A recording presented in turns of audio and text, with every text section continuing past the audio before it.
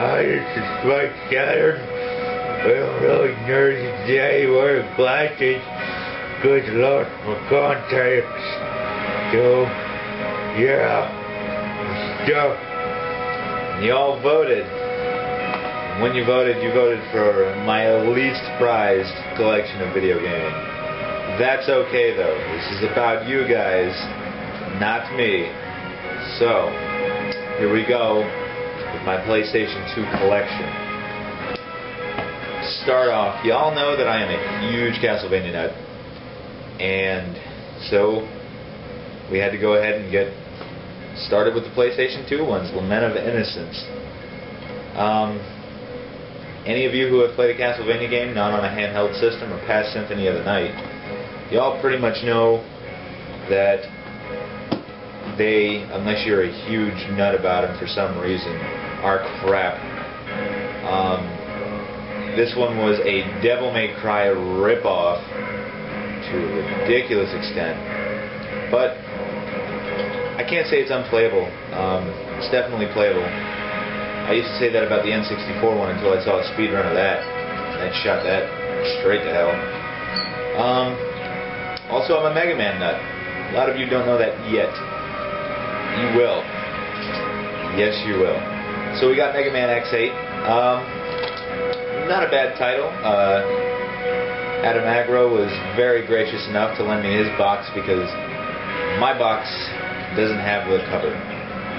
Thanks to a local rental place who, when I traded in my games, I got jacked for them and just was in a really cheap mood, so I got it.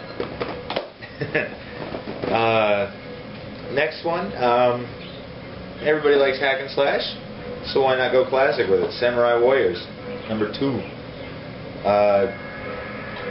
Believe it or not, a pretty solid game. I mean, there's nothing great about it, but there's nothing bad about it either. You can get addicted to it pretty easily, but you have to be pretty specific with the missions. I mean, you have to actually have tactics when you're playing multiplayer on where you're going to go, what you're going to do, look at your map and stuff. I mean, you can probably get by if you're wickedly good at hack and slash games without doing that, but for the most part, I would recommend it. Classic title, everybody knows, God of War. Everybody has to have this. Whether you like it or not, you have to. Why? Because it's freaking God of War, man. Great game. Unfortunately, greatest hits edition of it, but one of the first games I got for the PS2. Maybe the first. I don't exactly remember. But I don't really need to say anything about that. You all know everything about it. For all you Final Fantasy nuts out there, I was not a huge fan of 7. And most people who were a huge fan of 7 were not a huge fan of Dirge of Cerberus. Now, I was. Sure, the main game's easy and everything, but after you beat it, you get a ton of missions. A ton of missions. And they're all just really tough, really good and challenging. The storyline's actually really good on it. And it gives you a pretty good background to those of you who are into the character development. So, next game, if you're familiar with any of the Tales games, Tales of the Abyss, pretty straightforward. If you've played a Tales game, you know it's linear RPG, and you've got characters behind you, and you set them up certain ways, and nothing really too fancy about it. I was kind of disappointed with it, actually. Xenosaga Episode 1. Watched a friend of mine play this a while back. Loved it. Great RPG. Haven't actually gotten a chance to try it out. Also, I'm a shmup nut, and I saw this on sale, extremely cheap. Had to get it. Had no idea what it was. Raiden 3. But just by looking at the back here, I mean, it's intense. See those weapons? I mean, you just get curious. Curious like a cat. And the other day when we were at Play and Trade, we noticed in the $4.99 bin, which probably rightfully so, I haven't played it yet, but I've heard horrible, horrible things about this. Spawn Armageddon. I'm a huge Spawn nut. What can I say? I love it to death. The first group of the comic books, amazing. I've got book 1, which has like I think the first 13 episodes in it, and it's just intense. I mean, really twisted, but we like twisted. Final Fantasy XII. I've heard a lot of bad things about this game. I've gotten almost to the very, very end of it on the final thing that you're supposed to do. I won't give any spoilers, but I've loved it. The score for it is fantastic. The cutscenes are fantastic.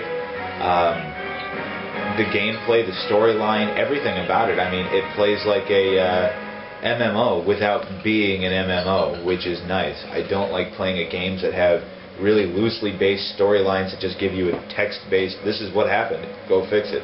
No, this is like, you have a storyline, you have cinematics, you get involved with the characters. It's much better than any MMO with the same engine.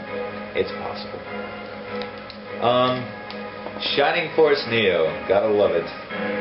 Gosh, you guys all know exactly what I am now. You know I'm a Shining Force nut too.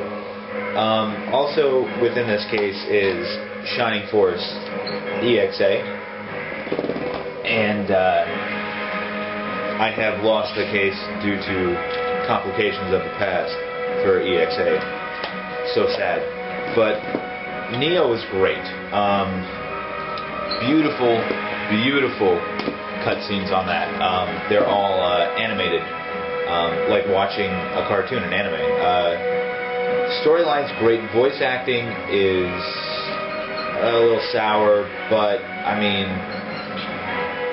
really, what do you expect? Shining Force didn't really have much voice acting in the past, and it's never been spectacular, even on Shining Force 3. But solid game. I was hooked on it. EXA had a couple of extra different things, mainly the same game though, without the cutscenes and adding a couple of mechanics that just shouldn't have been there. But Neo is good. Go for Neo. My most prized game, I Am Norse, and that was the only reason why I picked this game up in the first place, but wow, I couldn't have been any happier with this. Valkyrie Profiles 2. I will eventually get to a full playthrough and ridiculous extent of walkthroughness through this game. This is the most definitive game, in my opinion, for the PlayStation 2. Most original RPGs format mixed in with real-time tactics. I mean, the game's intense, the storyline's intense, the characters, you can draw to all of them. You get freaking Onharion, which are souls of the dead that you just resurrect at your disposal and put them into battle, and it's just nuts.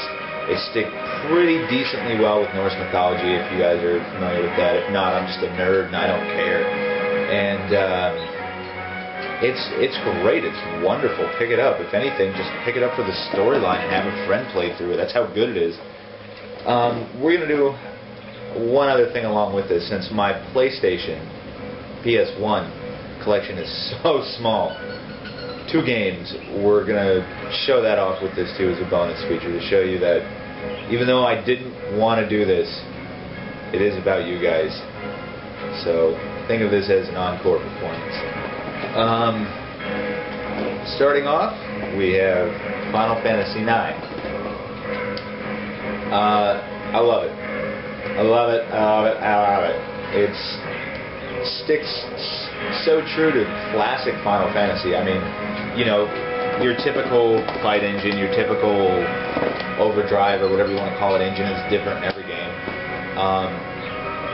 But they bring back a lot of the classic characters from, or looking characters from Final Fantasy I. For those of you that played that, you've got dragoons in this one, and they look just like the red mages from back in the day. You've got black mages, you know, Vivi, everybody knows that, and the 3 waltz mages you have to totally destroy. And I mean, it just really, I don't know, I think that's just a total Final Fantasy fandom game. I mean, that's just what it is.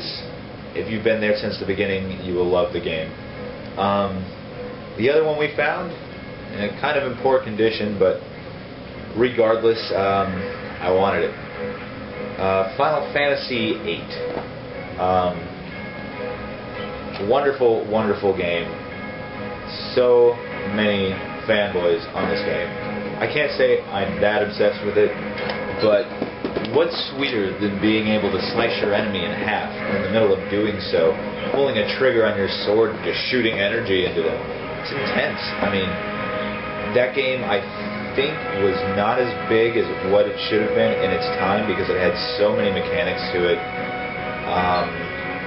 And I'm not going to say it was flawed, but a lot of people just didn't want to invest that amount of time into those mechanics. The game is playable without them, much harder, which is probably why so many people gave up on it. So it's a great game. Play it if you haven't. But that's about it for my collection. And if any of you are wondering why I don't have Final Fantasy VII, fuck that game. So, hope you enjoyed it.